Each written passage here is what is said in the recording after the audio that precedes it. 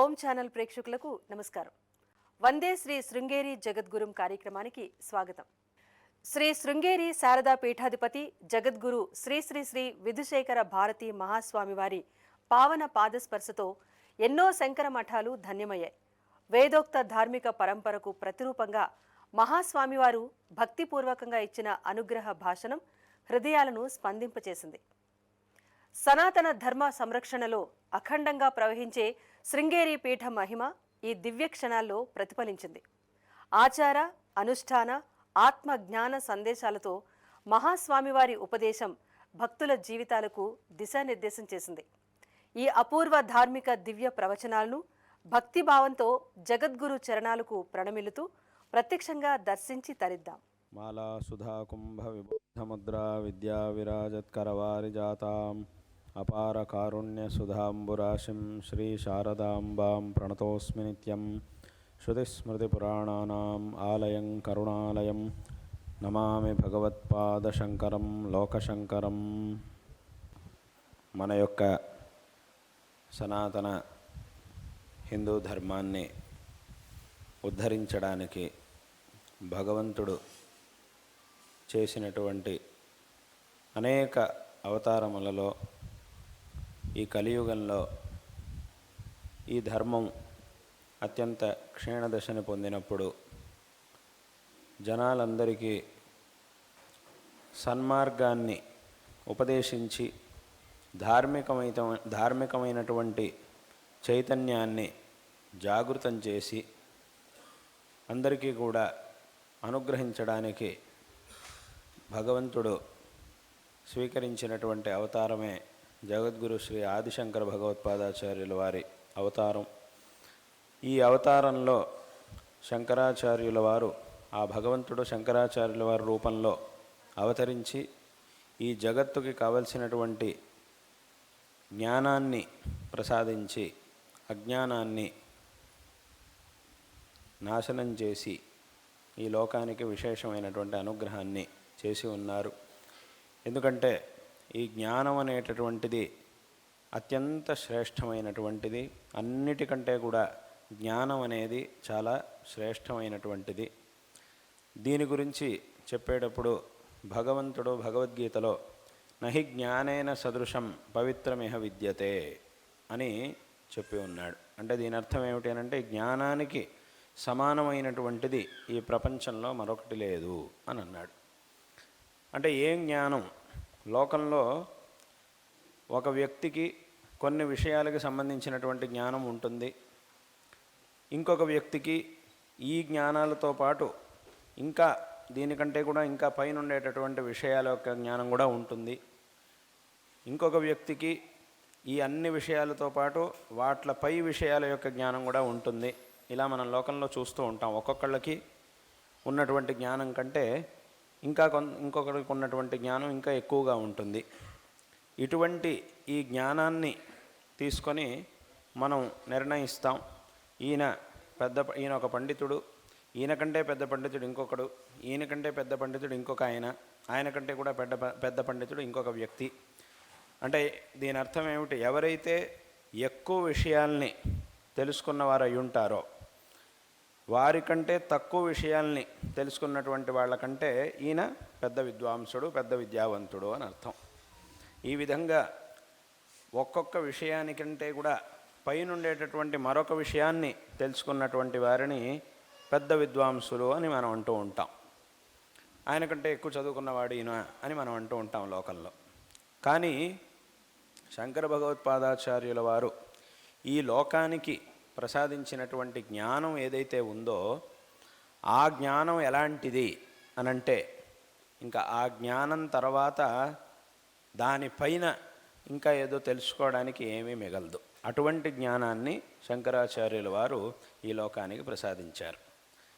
సామాన్యంగా ఒక విషయం యొక్క జ్ఞానాన్ని మనం పొందినప్పుడు ఇంకా దానిపైన తెలుసుకోవాల్సిన విషయాలు ఉండనే ఉంటాయి లోకంలో. లౌకికంగా మనం ఎంత తెలుసుకున్నా కూడా ఇంకా దానిపైన తెలుసుకోవాల్సిందనేది ఏదో ఒకటి ఖచ్చితంగా ఉండనే ఉంటుంది. కానీ శంకరులు మనకు అందించినటువంటి జ్ఞానం, ఆ తత్వజ్ఞానం ఏదైతే ఉందో అది ఎలాంటిది అని అంటే ఇంకా దాన్ని తెలుసుకున్న తర్వాత దానిపైన ఇంకా తెలుసుకోవడానికి ఏమీ మిగలదు. ఇదే చిట్ట చివరిది, అన్నిటికంటే పెద్ద జ్ఞానం ఇది. అటువంటి జ్ఞానాన్నే శంకరాచార్యుల వారు ఈ లోకానికి ఇచ్చారు. ఏమిటా జ్ఞానం అనంటే అదే అద్వైత తత్వం యొక్క జ్ఞానం. దీన్ని తెలుసుకున్న తర్వాత ఇంకా దానిపైన తెలుసుకోవడానికి ఏమీ మిగలదు అనేటటువంటి విషయాన్ని స్వయంగా ఉపనిషత్తులే మనకి చెబుతూ ఉన్నాయి. ఏమిటి అనంటే అందుకే ఉపనిషత్తుల్లో ఒక కథ ఉన్నది. ఏమిటి అనంటే ఒకసారి ఒక తండ్రి తన కొడుకుని వేదశాస్త్రాలని చదివించడం కోసం గురుకులానికి పంపించాడు. ఆ కొడుకు గురుకులానికి వెళ్ళాడు. చాలా సంవత్సరాల పాటు అక్కడ అధ్యయనం చేశాడు. అధ్యయనం అంతా చేసి పూర్తి చేసుకొని మళ్ళీ ఇంటికి వస్తూ ఉన్నాడు. గురుకులం నుంచి ఇంటికి వస్తూ ఉన్నటువంటి రోజు తండ్రి ఎదురు చూస్తున్నాడు. ఇవాళ నా కొడుకు అధ్యయనం పూర్తి చేసుకొని వస్తూ ఉన్నాడు అని చెప్పి చాలా సంతోషంగా తండ్రి ఎదురు చూస్తూ ఉన్నాడు ఆ కొడుకు రాక కోసం. ఇంతలో కొడుకు రానే వచ్చాడు. ఇంటి దగ్గరికి ఇలా నడుచుకుంటూ వస్తున్నాడు. వస్తూ ఉన్నప్పుడు తండ్రికి చాలా సంతోషం కలిగింది. నేను చక్కగా చదివించడానికి పంపిస్తే అంతా చదువంతా పూర్తి చేసుకొని వస్తున్నాడు, చాలా సంతోషం అని బాగా సంతోషిస్తూ ఉన్నాడు తండ్రి. అయితే ఆ కొడుకు నడుచుకుంటూ రావడంలో ఒక విశేషాన్ని తండ్రి గమనించాడు. అంటే ఒక విలక్షణమైనటువంటి వాడిలో ఒక స్వభావాన్ని తండ్రి గమనించాడు. ఎలా ఉన్నాడు, మామూలుగా అయితే వాడు ఎలా ఉండేవాడో అలా నడుచుకుంటూ రావట్లేదు. వాడు నడుచుకుంటూ రావడంలో విపరీతమైనటువంటి అహంకారం కనబడుతుంది. సామాన్యంగా లోకంలో మనం చూస్తే బాగా అహంకారం ఉన్నటువంటి వాడి ప్రవర్తన ద్వారానే మనకు తెలుస్తుంది. కొన్నిసార్లు వీడి నడకను చూస్తేనే తండ్రికి అర్థమైపోయింది, వీడు చదువుతో పాటు విపరీతమైన అహంకారాన్ని కూడా బాగా తలకెక్కించుకొని వచ్చాడు, నాకు అన్నీ తెలుసు అనేటటువంటి అహంకారాన్ని కూడా బాగా ఎక్కించుకొని వచ్చాడు అనే విషయం తండ్రికి అర్థమైంది. వాడి ఇంటికి రాగానే దగ్గరికి రాగానే తండ్రి చెప్పాడు, చాలా సంతోషం రా, నువ్వు వెళ్ళావు, చదువుకున్నావు, వచ్చావు, చాలా సంతోషం. కానీ ఏమిటి ఇది నేర్చుకున్నావా, ఈ విషయాలన్నీ నేర్చుకున్నావా అని అడిగాడు. అన్నీ నేర్చేసుకున్నా అన్నాడు వాడు. అయితే ఒక్క విషయం అడుగుతాను నిన్ను, దాని గురించి చెప్పు అని అన్నాడు. ఏమిటా విషయం అన్నాడు. ఒక వస్తువు ఉంది, ఒక విషయం ఉన్నది, దాన్ని గనక తెలుసుకుంటే ఇంకా తెలుసుకోవడానికి ఏమీ మిగలదు. అలాంటి విషయం ఒకటి ఉంది, దాన్ని నువ్వు తెలుసుకున్నావా, దాని గురించి నీకు చెప్పారా పాఠంలో అని చెప్పి అడిగాడు తండ్రి. అప్పుడు వీడన్నాడు, అసలు ఇలాంటి విషయం ఒకటి ఉందా, నాకు తెలీదే అని అంటే పోయేది. కానీ వీడేమన్నాడు కొడుకు అనంటే, నువ్వు అడుగుతున్నది బహుశా మా గురువుగారికి కూడా తెలిసి ఉండకపోవచ్చు, మీరు చేస్తే నువ్వు అడుగుతున్నటువంటి విషయం, ఏ విషయాన్ని అయితే నువ్వు అడుగుతున్నావో నాకు పాఠం చెప్పినటువంటి గురువుగారికి కూడా బహుశా తెలిసి ఉండకపోవచ్చు.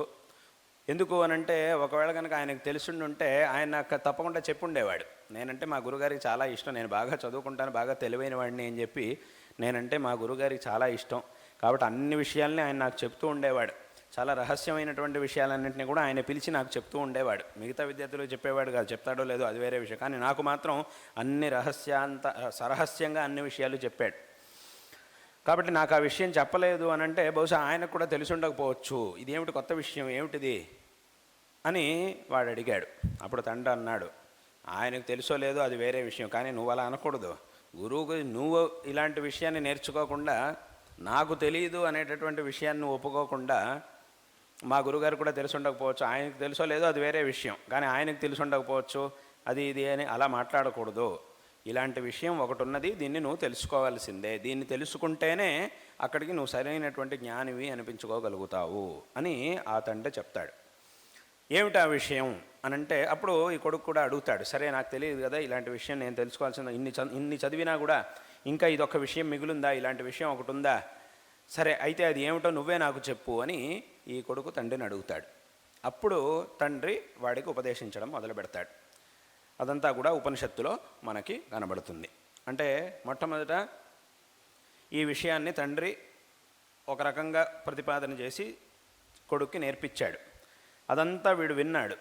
విన్న తర్వాత ఇంకా చాలా సందేహాలు ఉండిపోయినాయి మనస్సులో. మళ్ళీ అడిగాడు, సరే ఇదంతా బాగానే ఉంది, కానీ ఇదేలాగా అని మళ్ళీ దాని మీద కొన్ని ప్రశ్నలు అడిగాడు. మళ్ళీ దానికి సమాధానం చెప్పాడు తండ్రి. చెప్పి మళ్ళీ అదే విషయాన్ని ఇంకోసారి చెప్పాడు. ఇదంతా విన్నాక ఇంకా కొంచెం అర్థమైంది, కానీ ఇంకా అర్థం కావాల్సిన విషయాలు చాలా ఉన్నాయి, మనసులో రకరకాల ప్రశ్నలు వస్తున్నాయి.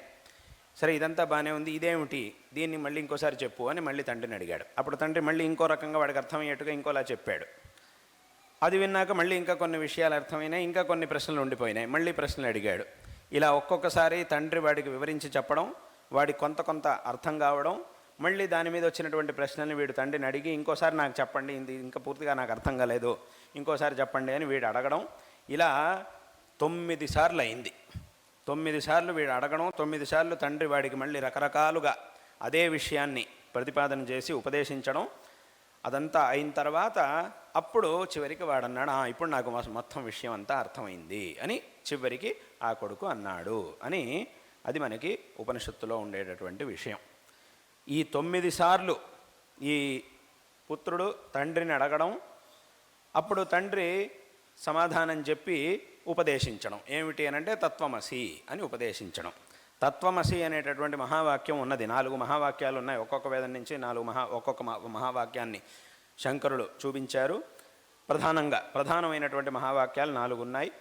వాట్లల్లో సామవేదానికి సంబంధించినటువంటి మహావాక్యం తత్వమసి అనేటటువంటి వాక్యం. అంటే ఆ పరబ్రహ్మ ఏదైతే ఉందో నువ్వు ఆ పరబ్రహ్మవే, అదే నువ్వు అయ్యున్నావు, నీ యొక్క నిజమైనటువంటి స్వరూపం ఆ పరబ్రహ్మ స్వరూపం అనేటటువంటి ఆ అద్వైత తత్వాన్ని బోధించేటటువంటి వాక్యం, అదే మహావాక్యము అని అంటే. కాబట్టి ఈ మహావాక్యం అక్కడే మనకి కనబడుతుంది. సామవేదం యొక్క ఆ ఛాందోగ్యోపనిషత్తులో అక్కడ ఈ మహావాక్యం అనేది కనబడుతుంది. ఆ తండ్రి కొడుకుకి అద్వైత తత్వాన్ని ఉపదేశించేటప్పుడు చెప్తున్నాడు, తత్వమసి అని చెప్తున్నాడు. అప్పుడు వాడికి కొంత అర్థమైంది. మళ్ళీ అడుగుతున్నాడు, భూయేవమా భగవాన్ విజ్ఞాపయితు, ఇంకోసారి చెప్పండి నాకు అని మళ్ళీ అడుగుతున్నాడు. అప్పుడు మళ్ళీ వివరించి అంతా చెప్పి ఐతదాత్మ్యమిదం సర్వం తత్సత్యం స ఆత్మ తత్వమసి అని మళ్ళీ ఉపదేశించాడు. ఈ రకంగా 9 సార్లు తండ్రిని కొడుకు అడగడం, ఆ కొడుక్కి తండ్రి ఉపదేశించడం అనేది అక్కడ మనకు కనబడుతుంది అన్నమాట. కాబట్టి మొట్టమొదట తండ్రి అడిగేటటువంటి విషయం ఏమిటి అనంటే, ఏనాశ్రుతం శృతం భవతి అమతం మతం అవిజ్ఞాతం విజ్ఞాతం. దేన్ని తెలుసుకోవడం ద్వారా సమస్తాన్ని తెలుసుకున్నట్టు అవుతుందో దాన్ని నువ్వు తెలుసుకున్నావా అని మొట్టమొదట అడుగుతాడు. లేదు నాకు తెలియదు అని చెప్పినప్పుడు ఆ తర్వాత ఆ అద్వైత తత్వాన్ని తండ్రి కొడుకుకి ఉపదేశించాడు. కాబట్టి అక్కడికి ఏమైంది అనంటే, ఆ ఉపనిషత్తులు మనకి చెబుతూ ఉన్నాయి. ఇంకా అనేక ఉపనిషత్తుల్లో కూడా ఈ విషయాన్ని మనకి చెబుతున్నాయి. ఆత్మని కల్వరే దృష్టే శ్రుతే మతే విజ్ఞాతే ఇదం సర్వం విదితం అని. అదేవిధంగా అక్కడ మనకి బృహదారణ్యక ఉపనిషత్తులో కూడా ఈ విషయాన్ని మనం చూడొచ్చు. అక్కడ యాజ్ఞవల్క్య మహర్షి అని ఉండేవారు. యాజ్ఞవల్క్య మహర్షి ఏం చేశారు అనంటే, ఆయన గృహస్థుడై ఎన్నో యజ్ఞయాగాదుల్ని అనుష్ఠాదుని గృహస్థ ధర్మాలన్నింటినీ కూడా, ఆయన చాలా మహిమాన్వితుడు. ఆయన గృహస్థుడిగా ఉంటూ ఎన్నో గృహస్థ ధర్మాల్ని అన్నిటినీ కూడా చక్కగా అనుష్ఠించి చివరికి ఆయన సన్యాసాన్ని తీసుకోవాలి అని అనుకున్నారు.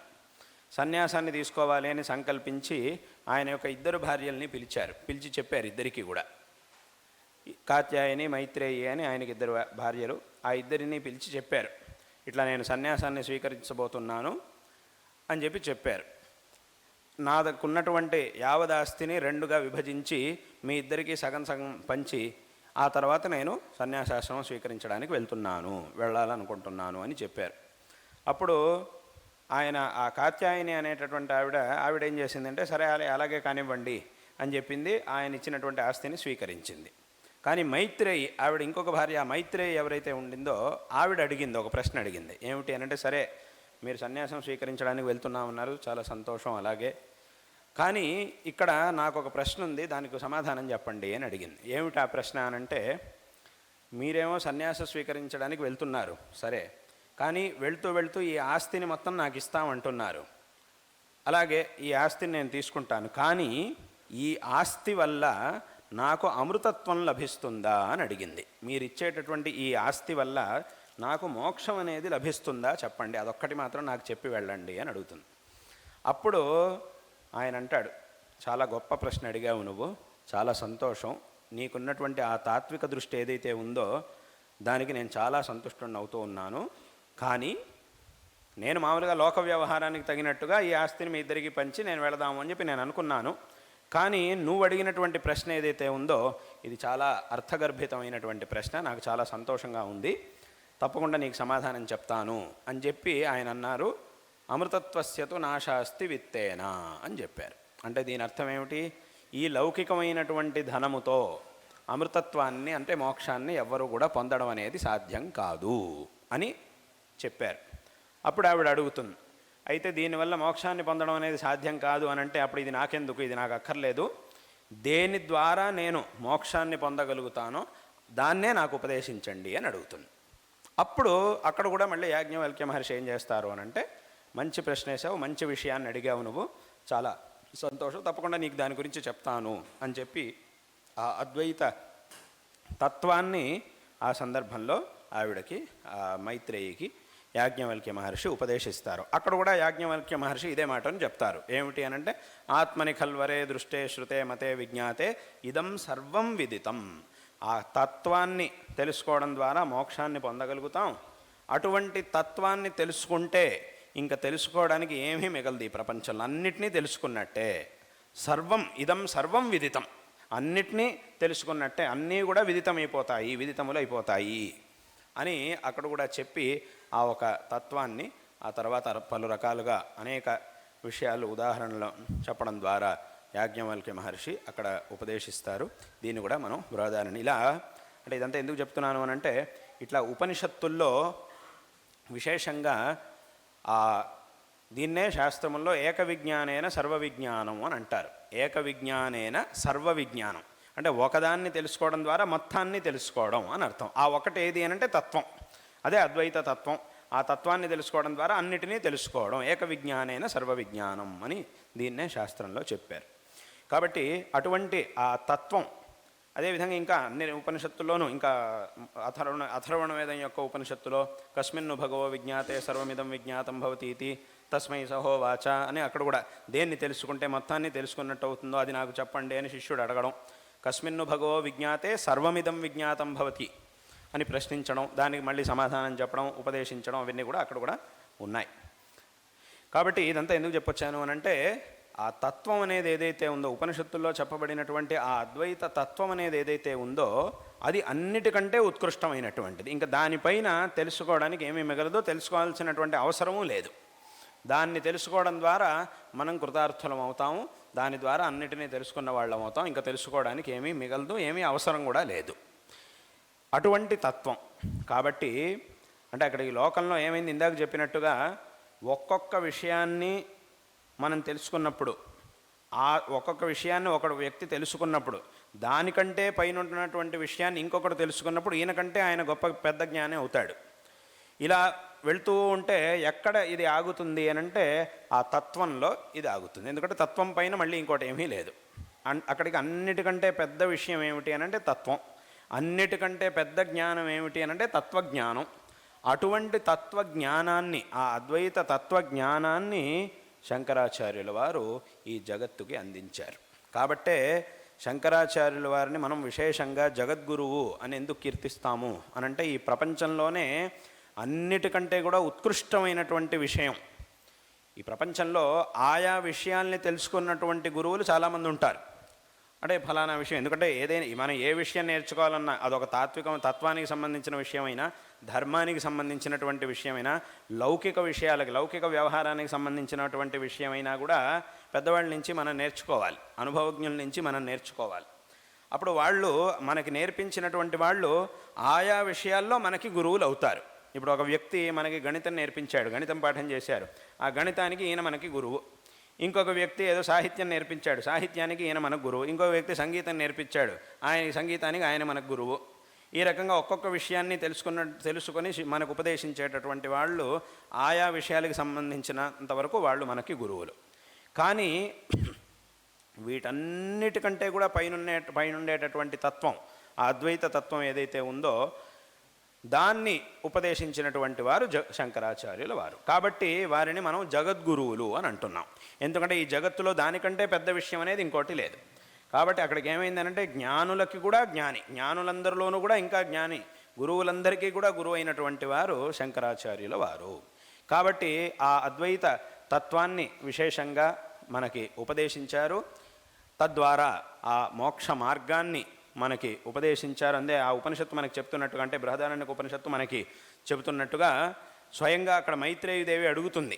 ఏమిటి అనంటే, నాకు ఈ లౌకికమైనటువంటి సంపత్తు ద్వారా మోక్షం అనేది లభించదు అనంటే అప్పుడు ఇది నాకు అక్కర్లేదు, దేని ద్వారా నాకు లభిస్తుందో దాన్నే నాకు ఉపదేశించండి అని అడగడం, అప్పుడు యాజ్ఞవల్క్య మహర్షి ఈ తత్వాన్ని ఉపదేశించడం అనేది అక్కడ మనకి కనిపిస్తూ ఉన్నది. కాబట్టి ఈ అద్వైత తత్వం అనేది ఏదైతే ఉందో ఇది మనకి ఆ మోక్షాన్ని, మోక్ష మార్గాన్ని చూపించేటటువంటిది, మోక్షాన్ని ప్రసాదించేటటువంటి తత్వం, ఆ అద్వైత తత్వం అనేటటువంటిది. దీన్నే విశేషంగా శంకరులు ఉపదేశించి ఆ మోక్ష మార్గాన్ని మనకి చూపించారు. కాబట్టి శంకర భగవత్పాదాచార్యుల వారిని మనం జగద్గురువులు అని విశేషంగా కీర్తిస్తూ ఉన్నాం. అన్వర్థంగా ఈ నామంతో మనం శంకరాచార్యుల వారిని కీర్తిస్తూ ఉన్నాం. కాబట్టి ఈ ఉపనిషత్తుల్లో ఉన్నటువంటి ఈ విషయం ద్వారా మనం తెలుసుకోవాల్సినటువంటి విషయాలు ఇవి. ఇక్కడ ఒక తమాషా జరిగింది. ఏమిటి అని అంటే, ఒకసారి ఒక ఆయన ఒక చోట ఇలాగే అద్వైతం గురించి ప్రవచనం చెప్తున్నాడు. చెబుతుంటే ఈ యాజ్ఞవల్క్య మహర్షి యొక్క విషయం గురించి చెప్పాడు. చాలామంది జనాలు వచ్చి, ఆయన పెద్ద ప్రవచనకర్త, చాలా పెద్ద ప్రవచనాలు చేస్తుంటాడు. ఆయన ఇదే విషయం గురించి చెప్పాడు. అందులో యాజ్ఞవల్క్య మహర్షి ఆయన భార్యతో సంవాదం చేయడం, ఈ సంఘటన, ఈ విషయాన్నంతా కూడా ఆయన చెప్పాడు. జనాలంతా బాగా విన్నారు. విని ప్రవచనం అంతా అయిపోయాక అందరూ కూడా జనాలు వెళ్తూ ఉన్నారు, మళ్ళీ ఇళ్ళకి వెళ్తున్నారు. అంత కార్యక్రమం అయిపోయిన తర్వాత అందరూ ఇళ్ళకి వెళ్తున్నారు. అలా వెళ్తున్నప్పుడు ఒకళ్ళు ఇంకొకరితో మాట్లాడుకుంటున్నారు. ఇవాళ చాలా బ్రహ్మాండంగా చేశారండి ప్రవచనకారులు, ఆయన చాలా పెద్ద పండితుడు, చాలా అద్భుతంగా ప్రవచనం చేశాడు. అసలు 1 గంట 2 గంటల పాటు అసలు మాకు ప్రపంచమే తెలియలేదు, అంత బాగా ప్రవచనం చేశారు ఆయన, చాలా బాగుంది, అదే మాట్లాడుకుంటూ చాలా విషయాలు చెప్పారు అని మాట్లాడుకుంటూ వెళ్తున్నారు. అలా వెళ్తున్నప్పుడు ఒక ఆయన ఇంకొక ఆయన్ని అడిగాడు, ఇవాళ ఆయన చాలా విషయాలు చెప్పాడు కదా, మీకు అర్థమైంది ఆయన చెప్పింది? అదేదో ఉపనిషత్తులో అదే యాజ్ఞవల్క్య మహర్షి అదేదో కథ చెప్పాడు కదా, అది మీకు అర్థమైందా అని అడిగాడు. అప్పుడు ఈయన అన్నాడు, నాకు బాగా అర్థమైంది అని చెప్పాడు. ఏమర్థమైంది అని అడిగాడు. యాజ్ఞవల్క్య మహర్షి 2 పెళ్ళిళ్ళు చేసుకున్నాడు అనే విషయం నాకు అర్థమైంది. ఆయన అంత పెద్ద మహర్షి, ఆయన 2 సార్లు పెళ్లి చేసుకున్నా అంటే 2 భార్యలు 2 పెళ్ళిళ్ళు చేసుకున్నాడు అనే విషయం నాకు అర్థమైంది. కాబట్టి నేను కూడా అలాగే చేయాలి అని ఇప్పుడు అనుకుంటున్నా, ఇప్పుడు నిర్ణయించుకున్నాను, 2 సార్లు పెళ్ళిళ్ళు చేసుకోవాలి అని చెప్పి నేను కూడా ఆయనలాగా ఆయన మార్గంలో వెళ్ళాలి అని నేను నిర్ణయించుకున్నాను అని అన్నాడు వాడు. అది అంటే వాడికి అర్థమైనటువంటి విషయం అది. వాస్తవంగా అక్కడ మనం తెలుసుకోవాల్సినటువంటి విషయం ఏమిటి? ఆయన ఏ తత్వాన్ని ఉపదేశించాడు, ఏ మార్గంలో వెళ్తున్నాడు, అలాగే ఆ మైత్రేయీదేవి ఎంత వివేకంతో అలా ప్రశ్న అడిగింది, తన జిజ్ఞాసని తెలియజేసింది. ఆ జిజ్ఞాసకి తగినట్టుగా యాజ్ఞవల్క్య మహర్షి ఎంత చక్కటి తత్వోపదేశాన్ని చేశారు. ఇది మన జీవితాలకే సరే. ఆ రోజు మైత్రేయీదేవికి యాజ్ఞవల్క్య మహర్షి తత్వాన్ని ఉపదేశించాడు, అది అక్కడికి అయిపోలేదు. ఆ తత్వమే ఇవాళకి కూడా మనం తరించాలన్నా కూడా అదే తత్వమే మనకు కావాలి. ఏదో వాళ్ళిద్దరు మాట్లాడుకున్నారు, అక్కడికి అయిపోయింది. ఇప్పుడు భగవద్గీత ఏదో కృష్ణుడు అర్జునుడు మాట్లాడుకున్నారు, అక్కడికి అయిపోయింది అని మనం వదిలేస్తే అలా ఒకవేళ అలా కనుక వదిలేస్తే అది వాళ్ళిద్దరు మాట్లాడుకున్నదంతే, మనకు సంబంధం లేదు అని వదిలేస్తే మనకంటే పెద్ద మూర్ఖుడు ఈ ప్రపంచంలో ఇంకోటి ఉన్నాడు. కాబట్టి ఇక్కడ కూడా ఆ సంవాదం ఎటువంటిది, అక్కడ చెప్పబడినటువంటి తత్వం ఎలాంటిది, అదే తత్వాన్ని శంకరాచార్యుల వారు ఎలా ఈ ప్రపంచానికి ఉపదేశించారు అనేటటువంటి విషయాల్ని మనం తెలుసుకోవాలి. కాబట్టి ఈ విషయాన్ని మనం గమనించాలి. ఇలా ఈ విధంగా వేదముల్లో, ఉపనిషత్తుల్లో, పురాణాల్లో, అంటే ఆ వేదముల యొక్క చివరి భాగములైనటువంటి ఆ ఉపనిషత్తుల్లో, పురాణాలలో, ఇతిహాసాదుల్లో అన్నిటిల్లోనూ ఇలాంటి ఎన్నో సందర్భాలు ఉంటాయి. ప్రతి ఒక్క సందర్భంలోనూ మనకి ఒక్కొక్క పాఠం, ఒక్కొక్క విషయాన్ని పాఠం చేస్తూ ఉంటారు. ప్రతి ఒక్క సంఘటన, అక్కడ కనిపించేటటువంటి ప్రతి ఒక్క కథ, ప్రతి ఒక్క ఉపాఖ్యానం ద్వారా మనకు ఒక సందేశం అనేది లభిస్తూ ఉంటుంది. చూశారు కదా మహాస్వామి వారి అనుగ్రహ భాషణం. గురువుల ఉపదేశం మన జీవితానికి చక్కని మార్గదర్శనం. గురువుల ఆశీస్సులు, అలాగే ఆ మహాస్వామి వారి దివ్య ఆశీస్సులతో మీ జీవితాలు కూడా వెలుగులు నింపాలని కోరుకుంటూ నమస్కారం.